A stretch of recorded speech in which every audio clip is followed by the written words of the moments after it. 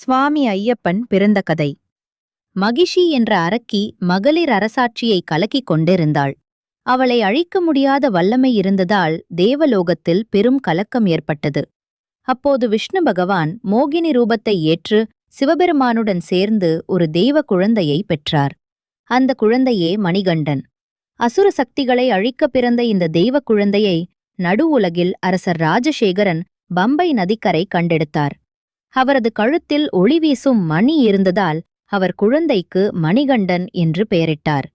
ராஜா ராணி இருவரும் அன்புடன் வளர்த்து மன்னர் மகனாக கற்றுத்தர ஆரம்பித்தார்கள்.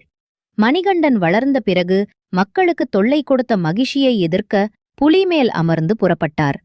வீரத்தாலும் பக்தியாலும் மகிஷியை அழித்து தேவலோகத்துக்கு அமைதியை கொண்டு வரினார். அதன் பின்பு சிவபெருமான் மற்றும் விஷ்ணு பகவான் தோன்றி மணிகண்டன் உண்மையில் தெய்வப்பிள்ளை என்பதை அரசருக்கு அறிவித்தனர். அவர் பின்னர் சபரிமலைக்கு 18 படி வைத்து கோவில் கட்டி சுவாமி ஐயப்பன் என மக்களுக்கு அருளாளனாக விளங்கத் தொடங்கினார்.